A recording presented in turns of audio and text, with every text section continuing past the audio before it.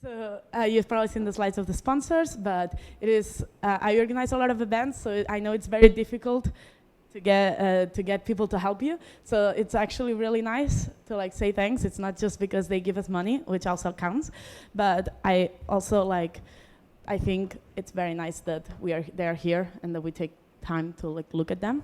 But okay, let's start with the talk. Hi, my name is Berta. I'm an iOS developer, and that's my Twitter. And it died again. I can't just yell. Can you hear me? Cool. I can just yell. No, és que crec que no té bateria i es va apagant.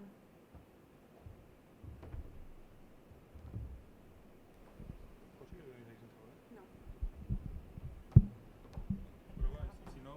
Vale. Vale. Sorry. So my name is Berta, and this is my Twitter for all the feedback that you want. It's also where I'm going to put the slides if you want to take a look at them later. I'm also one of the directors of Women Who Code in Barcelona. If you don't follow us, that's the Twitter. Please follow us. Thank you. And if at any time you want to find me and it died again, I'm just going to yell. That's going to be awkward. Hi. These things always happen to me. If at any time you want to find me or you want to speak to me and you don't know how to start, I will probably be by the coffee. If there is coffee, I'm probably next to it. That's the best way to find me. And if you don't know how to start a conversation but you want to start, send me pictures of your dogs. All of them. I also accept cats, turtles, any cute animal. That's the best way. We're going to be immediately friends. Before I start, there's a couple of disclaimers that I need to do. One is that I swear. I am sorry if I offend anyone. There are going to be some swearing in this talk. I usually do talks the way I talk, and I swear a lot when I talk, and I'm also very passionate about the subject. So I'm sorry if I offend anyone. It's not what I'm trying to do, and I do try to curb them, but I cannot assure you that I'm not going to swear. That's the first disclaimer. The second is I'm going to say facts about some companies, not my opinion, unless I state otherwise. And there are bad things and good things about every company. Don't sue me. Thank you. Very important. Please don't sue me. And the third one, I am a mobile developer. So a lot of the cases and a lot of the investigations are around mobile. That can be applied to other things also, but this is my area of expertise and how the talk started. So a lot of some things might be a little bit more mobile focused, but we all have a phone, so I don't think you're going to be completely bored. Okay, those are all my disclaimers. I will reiterate this. Don't sue me. Thank you. So ethics and transparency.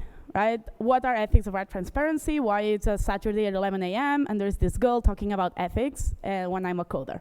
Well, you'll see. But first, I need to define you what ethics are. Please don't leave the room.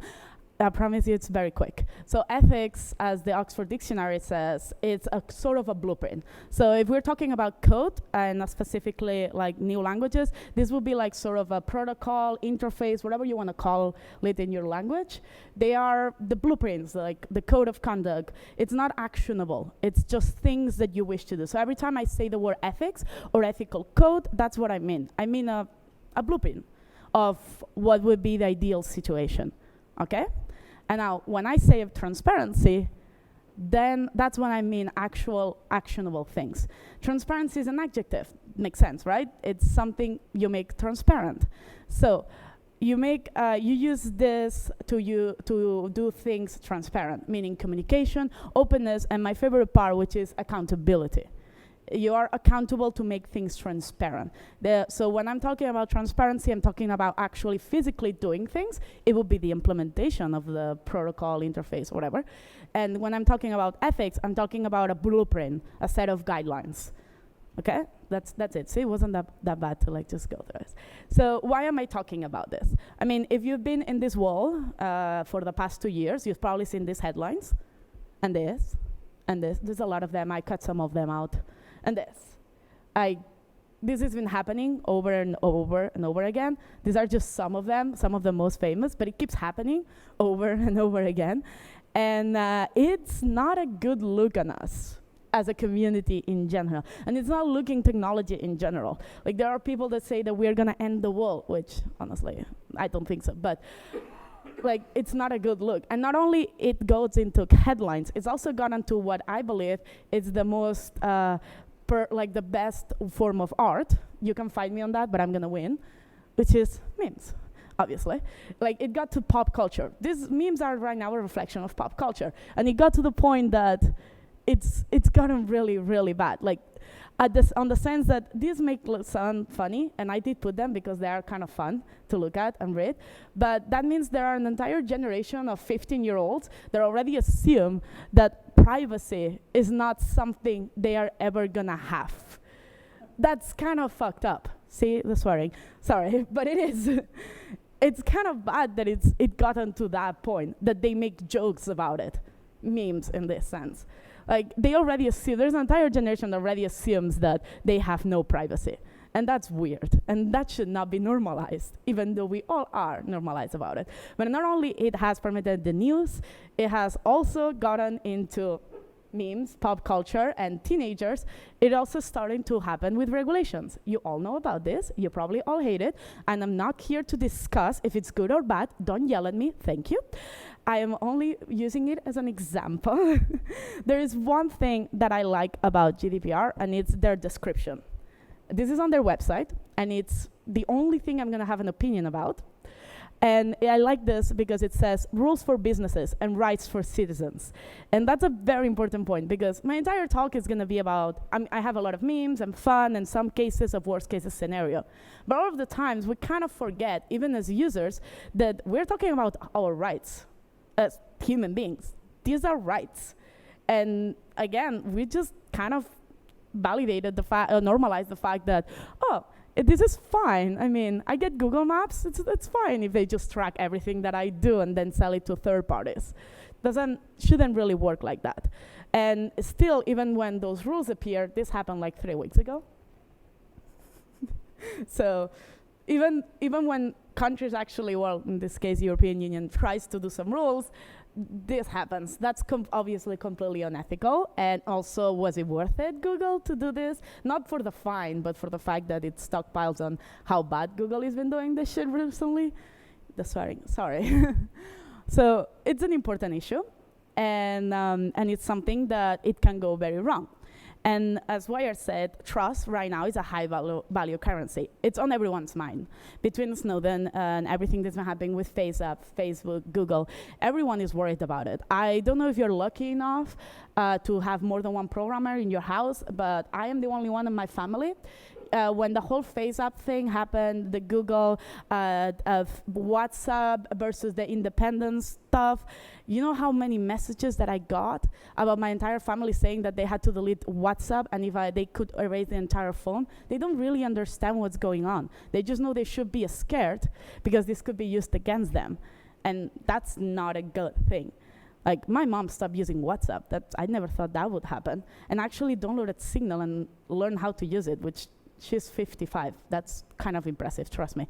So it's a high value currency. You will lose users, and users are gonna be very hard to get back. It's very hard to get back from losing someone's trust. So what happens when we fail? I'm gonna use 3 cases of scenarios, very general. I made the categories myself, so if you don't like them, that's fair. And about different types of ways you can fail, and then give you examples of companies and things that do it right. There's more examples that fail that they do it right, spoiler alert, but it's still good to see the little things that we can start improving on. So 3 cases. When you don't earn your users' trust. Who knows what Tumblr is? Let's go into that rabbit hole.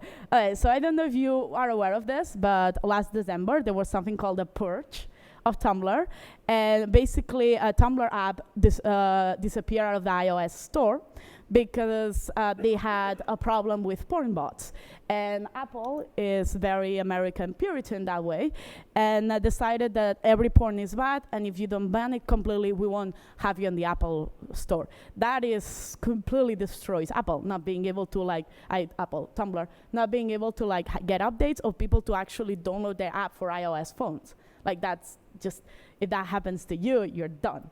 kind of thing. So obviously what Tumblr did was banning it, and they did it very badly. Tumblr, for the people who don't know, is it was a very big social media platform, but it was mostly queer and feminist and very leftist, and it struggled for a very long time to earn any money, even though it kept being sold because people didn't understand it, which this keeps happening is the bias of if it's not actual white men, we don't know how to sell things to you. But it keeps happening, but it had a very active user base and a lot of views. So the staff of Tumblr is a recurrent meme that they do things very badly. And obviously Tumblr reacted with memes because it's Tumblr, which explains the situation of what happened very well. They have never had their users trust. This problem happened. And instead of trying to solve it properly, they basically banned every form of nudity, and specifically female representing nipples. It's very important because that kind of pisses me off a lot. But obviously Tumblr reacted, and this is kind of what happened. All porn blogs are okay, racist stuff is fine. This was flagged as explicit because they had like a month to create an entire algorithm that will flag things as explicit. So these things happen, and this, very explicit. Right? This was actually blocked. It's art, so you should tell all the 5-year-olds that they cannot go to museums anymore because this is actually explicit. Now, this is something that actually happened, and people make fun of it because that's how we deal with things. Right? Yeah, asbestos is fine, hate speech are fine, blogs about girls with anorexia are totally fine, but a naked boobie, that's bad. And obviously, like the end goal, which was they lost 60% of the ad revenue. A lot of really big people in the community left, and they lose 84 million users. Now think about that, 84 million users in a month. Tumblr never really earned any of their users' trust, but this definitely didn't earn them. They were completely blocked of the system. They didn't tell people in advance that this was going to happen. They were just going to suddenly pauses were being removed.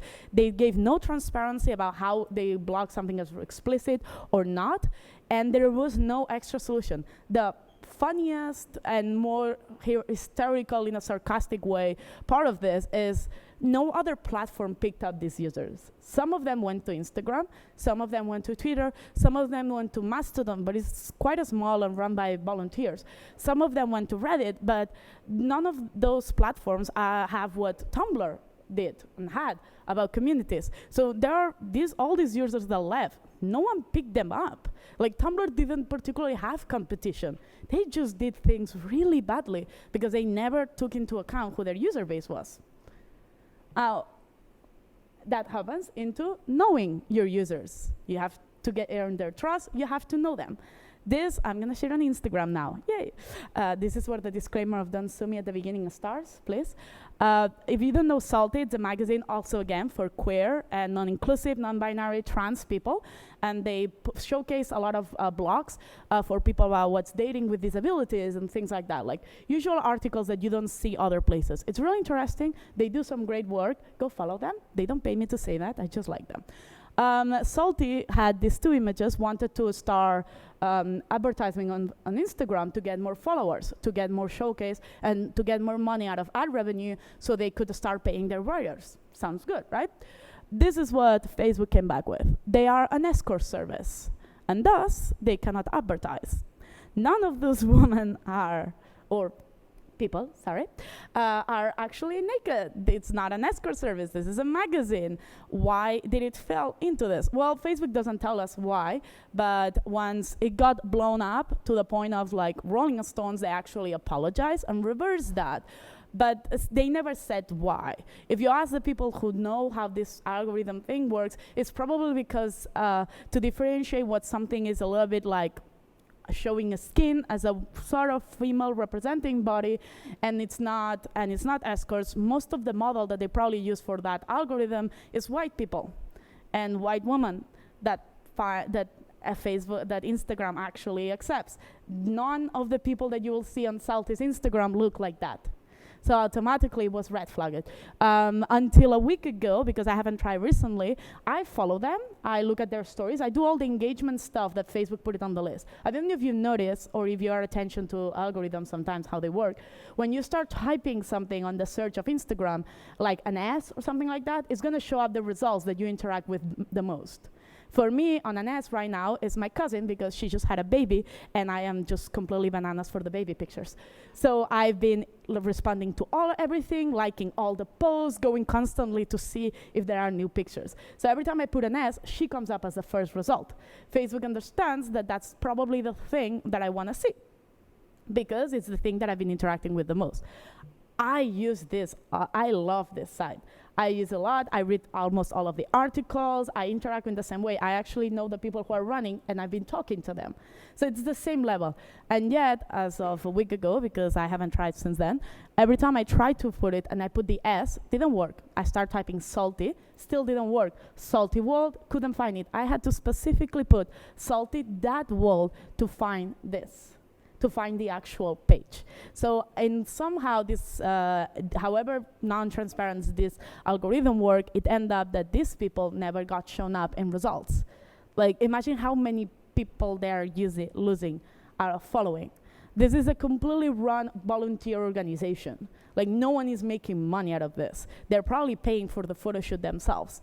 And they're trying to do something good.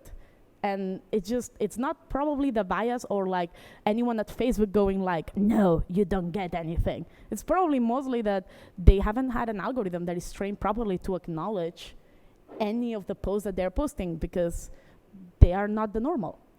So you need to know your users. I mean, Instagram has been used for a very long time, and Facebook also for minorities to create communities and groups. This is the moment that you need to know your users, and you need to do better. I encourage you to see if you can find them and let me know the results. And yeah, and it's kind of the thing. An algorithm designed badly, it can wreak havoc silently for very long. And by the time you realize that you're losing that entire user base, it will probably be too late, because they're probably already left, because they're probably frustrated and gone. Salty, what it started to do is that their communities around their newsletter, not Instagram anymore, because they couldn't trust Instagram. That's what happened. They still use it, but it's not what they post most of their stuff. And being transparent, that's the third one. Being transparent first. They don't know. I am making guesses about why they're being at that level. It would be nice to know why, if they are in any category of like sub-level person. But this, again, but also very mobile. But I think everyone knows what FaceApp is. Someone doesn't know what FaceApp is? Okay. FaceApp was an app that creates filters that change you into other people. And it's been up, the filters for the face. It's been up for a very long time, but it got really famous. Well, all those filters that could turn you into an old person, like a version of yourself as old, or it could gender swap you. And it became like a craze. Like every celebrity was using it. They got like I think it was like 129 million downloads in a span of 2 weeks or something like that, because like literally when I say every celebrity, I mean Chrissy Teigen level, Beyonce level of celebrity. And it got so big that even like politicians were using it. And then this happened. If you use FaceApp, you're giving them license to use your photos, your name, your username, and your likeness. And all of these things started showing up with this. This happened because the DNC, which is the Democratic Party in the United States, sent an email saying to everyone that was running for president to delete that app from the phone, because the app had access to all the pictures you will ever upload. Not only the ones that you want to see, but all the pictures. Spoiler alert, that's not true. The FaceApp, the FaceApp actually, like, terms of conditions are the same as Instagram. It is not true. But it didn't matter that it wasn't true. The latest numbers is that their active user base is 84 million. They gained 129 million in like 2 weeks. Where did those people go? They deleted it. It blew up. Like, it blew up to the level of someone from Congress sent an email to politicians to delete the app. It didn't matter that it wasn't real. These headlines run rampant, and none of those publications, all the links are at the end of the slides, you can check all of it, none of those publications actually publish the amendment of, oh, actually, we need an investigation, and that's not actually true. BuzzFeed actually did the investigation, which that's weird, but okay, they did. And their post was not seen as much as any of these things. I don't know what filter FaceApp can come up with that is gonna delete all of this. Most of the people, when they think of FaceApp now, they think of they have access to all my pictures and I shouldn't trust them. I don't know if they're gonna be able to get back from this scandal, and it was false. But they weren't very transparent about it either. These terms and conditions are impossible to read. No one reads them, and they're completely convoluted. They weren't being very transparent, and that bit them in the ass. Because once this came up, no one could actually protect them. So this is a kind of like the most important point of the talk, so I put it in the middle. Algorithms are opinions embedded in code. It's not math. These are opinions. These are things that we decide to make. We like to think about tech as science, and that it's going to be 2 + 2 is always going to be 4, and it's not true. Our bias and the way we code is going to be different. And that should be apparent by the fact that you can probably tell who wrote a piece of code in your team on the same project. And it should be apparent also because you can tell if someone writes code well or bad. If you can already say that someone writes good code and someone writes bad code, that means that code isn't science. It's more of an art form. And thus it has opinions. And it matters who writes it. So we need to be very held accountable by ourselves about what we write and how we write it. So yeah, it's an agent that shapes view. It's not a passive tool. This is a tool. Software right now is something that helps us shape the world. It's not a passive tool anymore. It's not like, oh, I just wrote some code. It doesn't really matter. It shouldn't affect anything. That's what Facebook tried to do, and now Donald Trump is the president of the United States of America. So, worst case scenario, but it happened in this reality. I don't know, let's say, does your moral code, so what does your moral code have code? What can we do?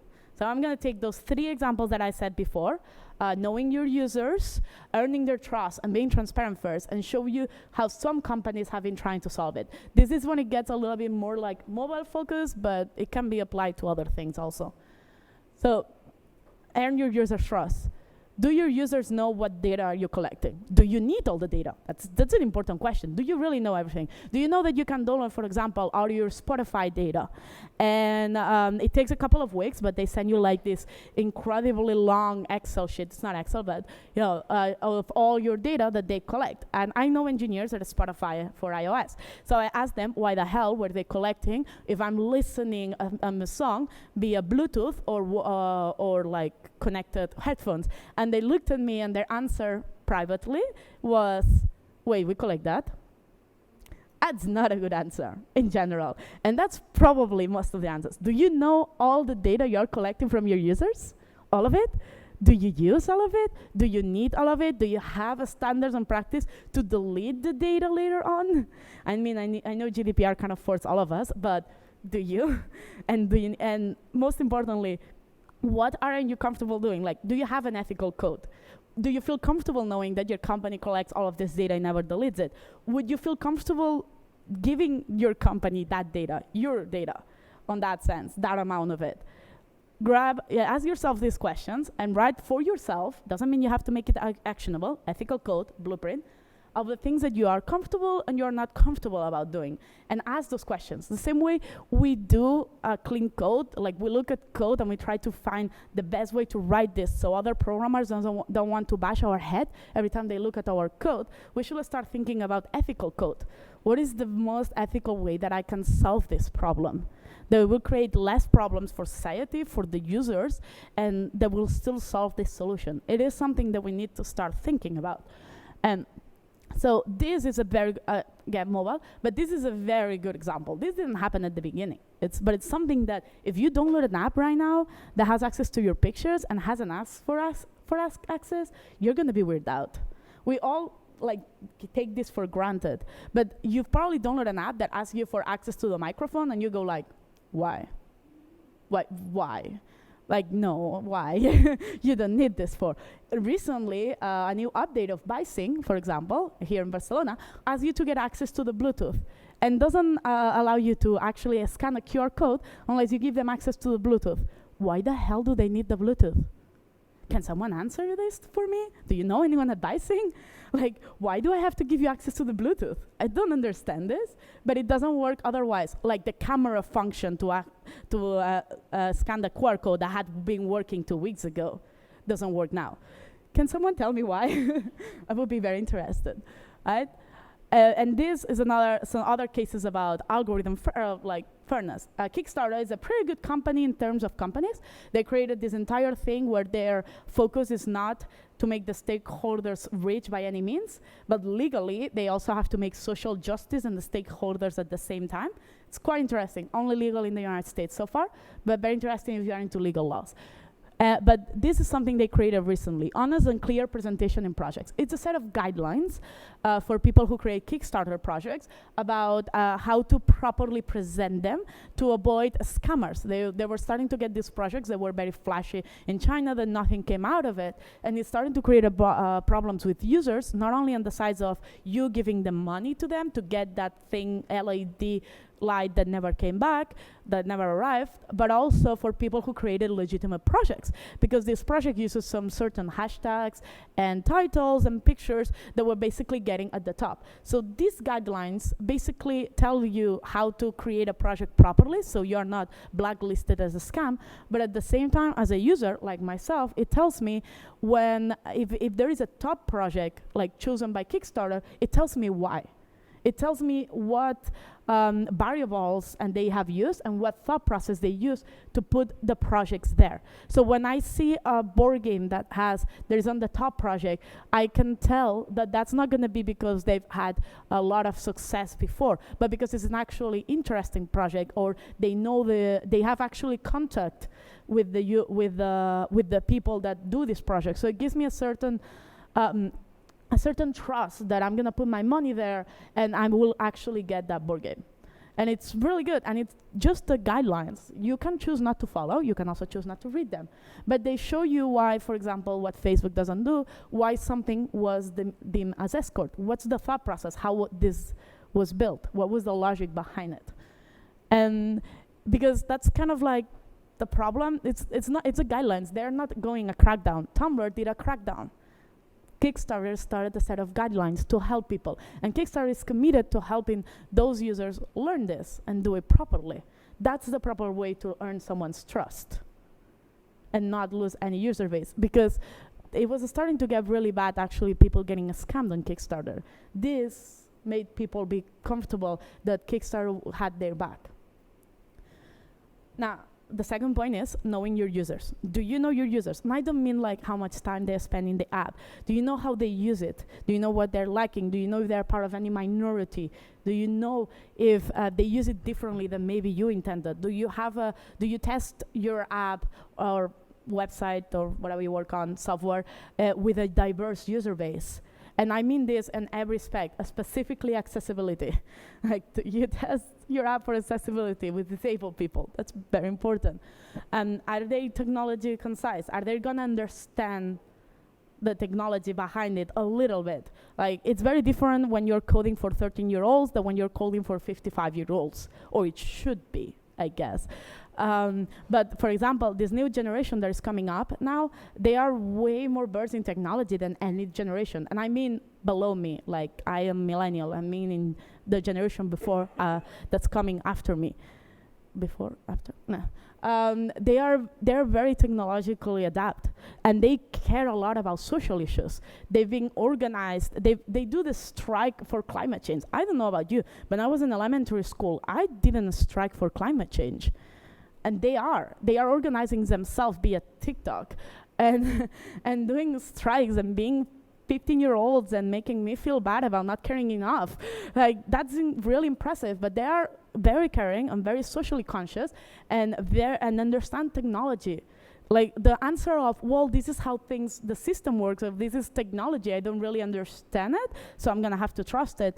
It's not gonna work with them. And that's the future for all of our apps. They are the future.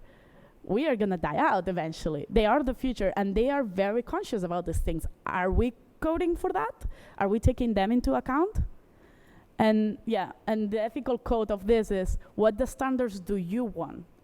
You are all users also, as much as the actions behind it. You all develop any sort of apps. You all have a phone. You all interact with websites. What are your standards? What do you expect people to do with your data, with your privacy? What would be the no's? Do you code? Are you treating your users the same way you like to be treated? And these are some examples of knowing your users and also being transparent. All the 3 points are very related to each other. This is Buffer. There is a moment that Buffer lost like half of their engagement. They were completely failing at social marketing and media, and Buffer is actually something that allows you to do social marketing. So they were basically losing their users in this case, which is the people who use this platform and pay for it, money. They weren't giving the same work. The CEO basically wrote this article being super transparent about the fact that they were failing, about the fact that they didn't understand why, and the users responded. Literally, like entire Twitter threads, entire Skype calls, emails, telling them what they were missing, what they could do to help, what they could change, what they were looking for in Buffer. They listened to those users and they skyrocketed. Like, not only they don't have this of a failing, and like half of the year before, they got more users, paying users, than they've ever gotten before. Because usually people do good if you let them. They will probably try to help you. If someone is using your product, they will want to use it because it's good. Being transparent actually helped Buffer a lot. And this is another one that it did it without failing. It did from the beginning. Monzo is it's a bank, online bank like N26, but only based in the UK. And they have this roadmap besides a forum, which is completely open. So every time, if you're part of Monzo, you have a Monzo card, you can see literally at which process of development the new feature is. They're doing a new feature now for loans, for example, and you can see all the discussions. Not only you can see them, you can participate them.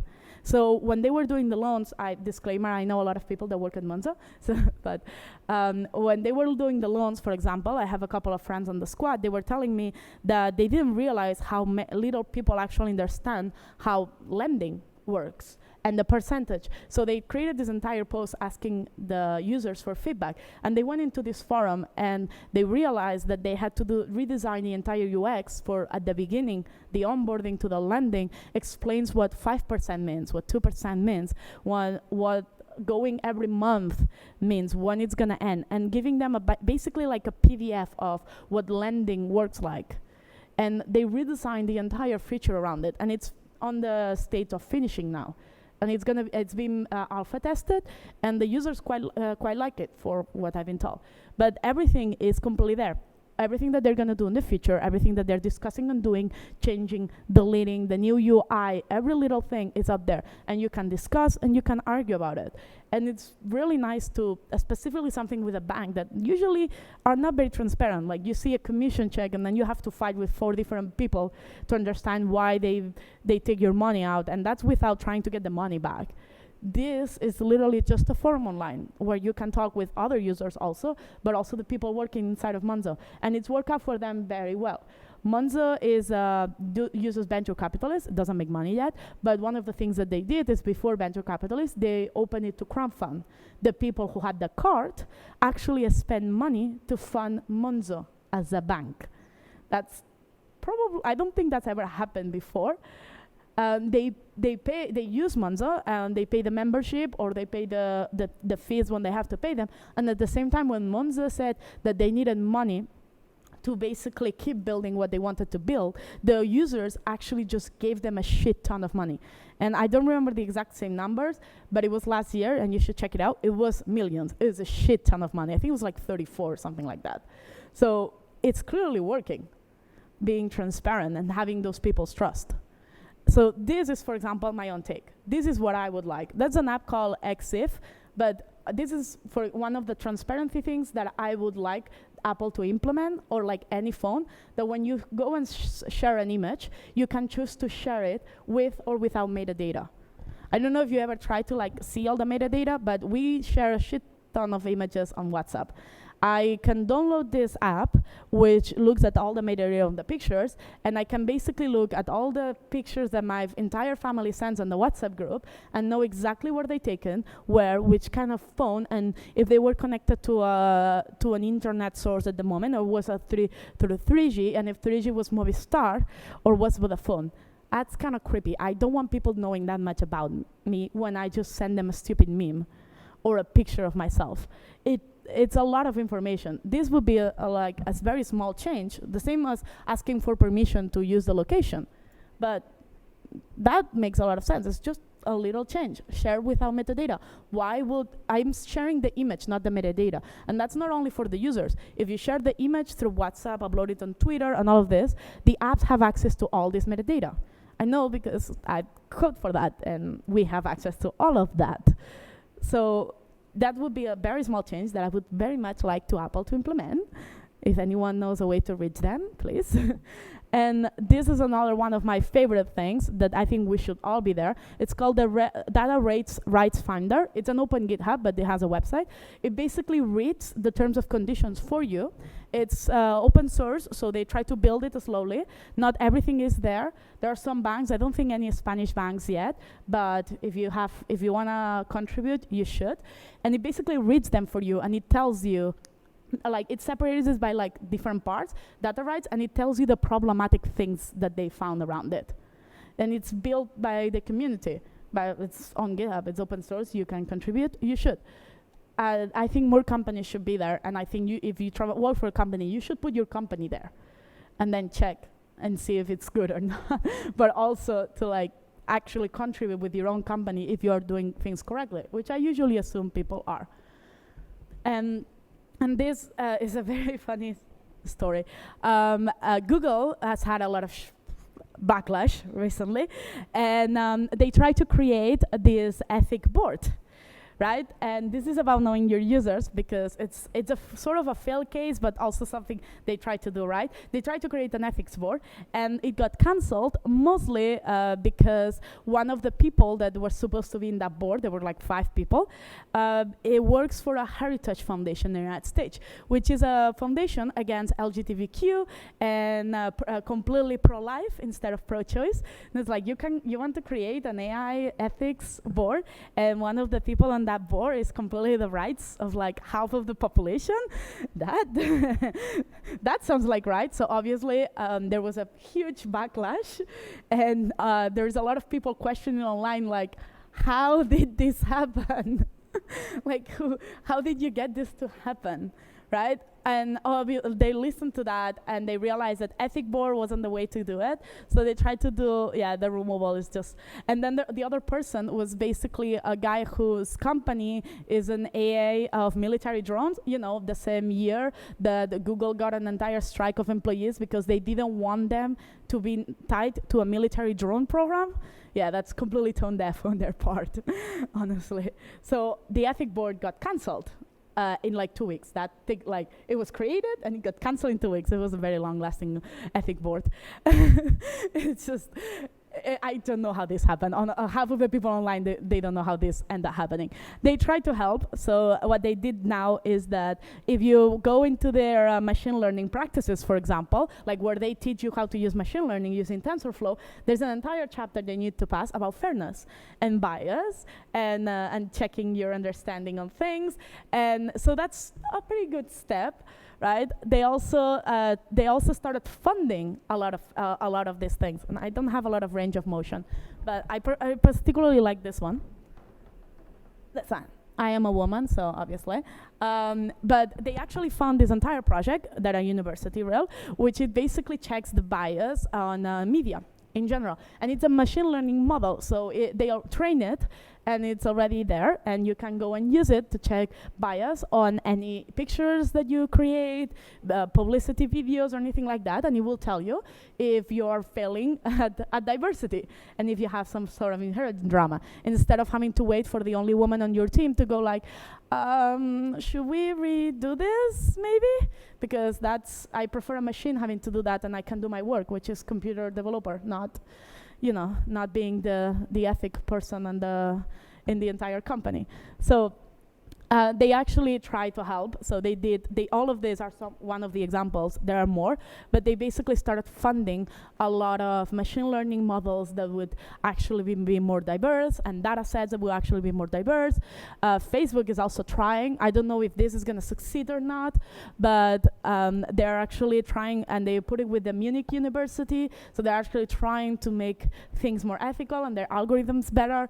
Haven't seen it work yet, but maybe. So they are trying. And this summer, they released principles of artificial intelligence, like an ethical guide of how they try to work. And if you read it, it's very broad, meaning they can't work around it, but it's a start. It's a start of the biggest company actually trying to look at this and think about it properly, instead of going look, we can tag you on everything because we found your face. So that's pretty good. And then being transparent first. One of the most important things, well, again, this is very mobile based, but being transparent first. How do you do sharing? Sharing between other apps, but also sharing between other users. You have mobile apps have a lot of power what you share on the same app, but between different users. Are you sharing too much of the user's data? Do they know everything that you're sharing? Again, the metadata case. A lot of people don't know that when you're sending an image, you're giving WhatsApp all that information. It's not about me sending an image to my mom and my mom having the information of what I am. It's more about WhatsApp having that information just because I send an image. I didn't agree to that particularly. So being transparent first is very important. And also, again, sorry, that's very mobile, but have you checked your SDKs? The frameworks that you use, SDKs are frameworks that you use on mobile apps that help you do tracking. It's other companies that basically create code for tracking, for events and analytics, for advertisement and all of these things.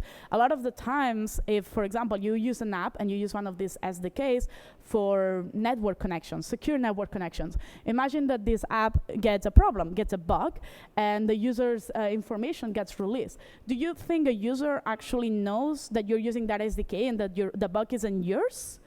Because the only thing that they're going to know is that their leak information comes from your app. They don't know how you build it.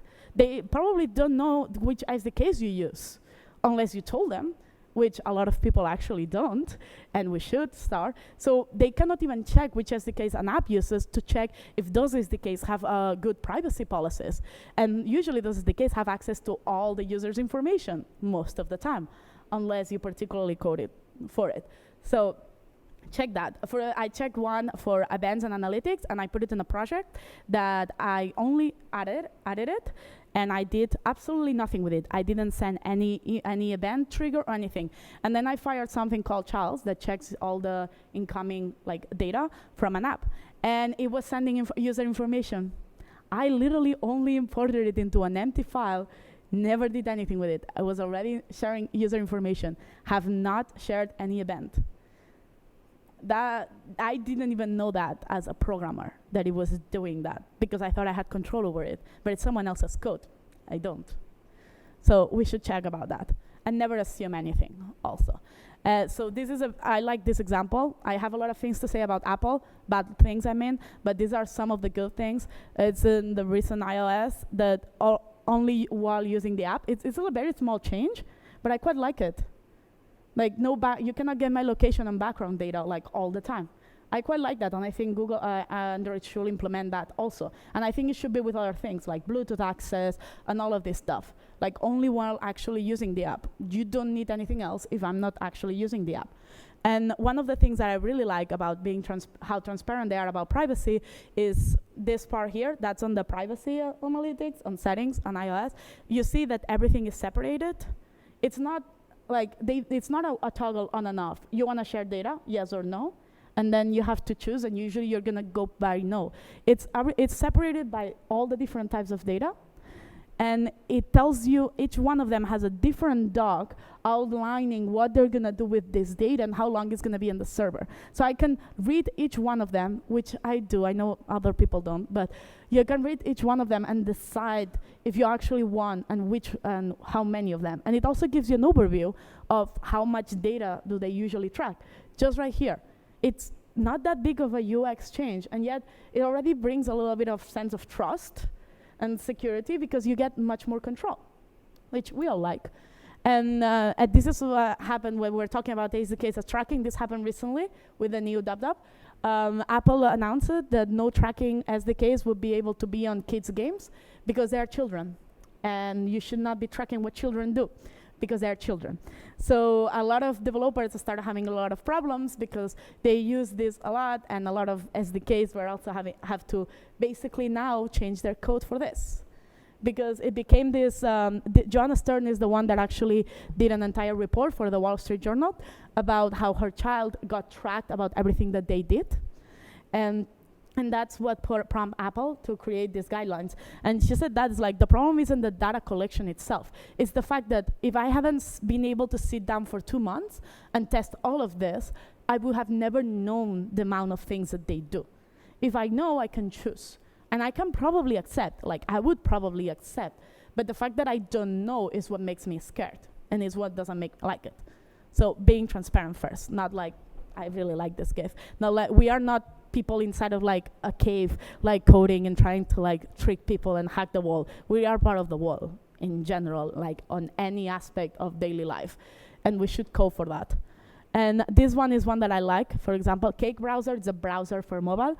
They have a guidelines that you can actually read, like a human. I was very excited about this because I've been reading a lot of them, and it was very nice to read one like a human.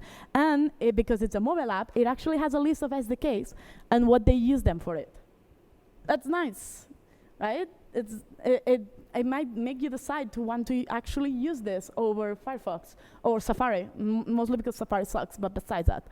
And they also have an entire thing of like how the partners that get access to the user's data, and so it's very explicit about all the data, where it goes, and how they use it. And then you can just check, for example, AppsFlyer, and go to their privacy policy and see what they do. And all through the entire way of me using this browser, I can know exactly what's happening to my data at any time. And that's pretty good. I like that. I prefer knowing besides not knowing. But I'm also weird. And another, my last case of being transparent first, it's about differential privacy and federated learning. I don't know if you know what differential privacy is. It's a way to basically collect data, analytic data about what users do without knowing who the users are. Apple, Google, Facebook, they're all doing it.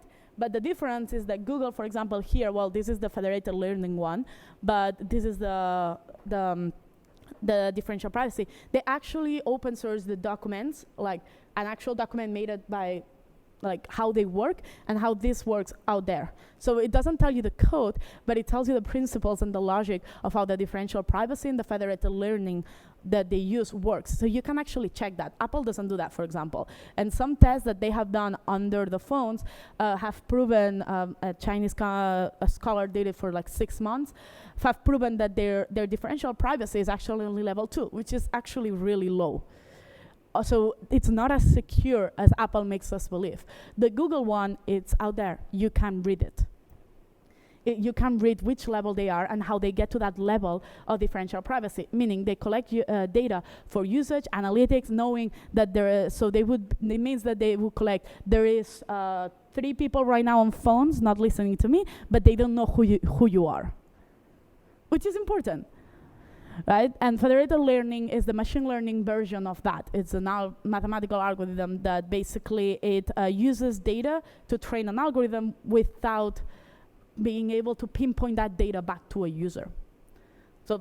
So that means that when Google started doing federated learning, means that all your data that gets uploaded to how you use Google Maps and things like that for the recommendations, they're gonna process that and they're gonna get them if they follow this, they're gonna get their machine models better, but without being able to pinpoint that that's for you specifically. Like they won't be able to tell that I have a problem with coffee. and but they will be able to tell that she probably should recommend more coffee places to her. So that's pretty good. I like my secrets to be kept secret on a talk while I'm being recorded, you know. And actually, I was very surprised. Uber has differential privacy, and they released the open source project. And I was surprised because I never thought I was gonna say something good about Uber in my life. But there it is. The only good thing about Uber. Facebook hasn't released it open, and neither has Apple, so they should. But knowing Apple probably won't happen. So yeah, smart. So even though we say a lot of shit about Google in general, they're actually the ones that are trying the hardest. They create a lot of papers about these things and privacy. It's just they're a big company, and they also fail a lot. So it happens. And because one of the things that I wanted to say at the end is like, this is my last point, and then you are free to go, is we have the power. We are developers, yes. And a lot of the people go and say, oh, but I'm a developer, I'm just one person in a company. We have more power than we believe we do. And there is something that Uncle Bob said about the programmer's oath, and I'm putting here empty. There's nothing else on this slide, because I don't want to put what he put, because one, I don't 100% agree, and second, he is a sexist dinosaur, and I don't want to give him any credit for anything. He should die, not physically, like out of the community. But I don't want death on anyone. But his programmer oath, I don't agree, because it's a lot about technical stuff, and I don't think it's supposed to be technical. But doctors have an oath, do no harm. Lawyers also have an oath. If you break the oath, you get disbarred. You cannot be a lawyer anymore, right? We don't, and we can go behind like, well, yeah, but I was working and I was just coding. It's not my point. But yes, it is. You are creating something that can affect people's life. It is kind of your responsibility also. And also, if you think that the company, that you have to do it for the company and that the company is going to protect you, I would like to remember you the Volkswagen thing that happened. I think we all remember, and how Volkswagen threw the 6 developers under the bus as fast as it could. So yes, no, it won't protect you, most probably. So we should create a programmer's oath. I don't think I'm the person prepared to do it at all, but we should create it, even if it's just one personally. And the last thing I wanted to show is, well, this is an example of how much power do we have, right? They canceled, but this, I particularly like this. This is statistics done in 5 different countries by like one of those people that analyze markets. So your company decides that now they want to do machine learning out of the blue because they read this, you know, those ones. But I love this one, access to developer talent. It has a bigger impact on how badly a company can go than Brexit. Have you seen Brexit? That thing is insane. That is a shit show. And yet, if you ask any company in the UK, they're more worried about not having access to good developers than Brexit. Brexit. Like, it's happening on October 31st. What's going to happen? I don't know. No one does. And it's still, they say that access to developer talent is more threatening to their business than Brexit. So yes, we do have power. We have power inside of the company to change things or going to another company, because this is not math. This is a political fight, and it's one that we should start thinking about it, and that we are late to fight, even if it's just daily things, little by little. And that's it. Thank you.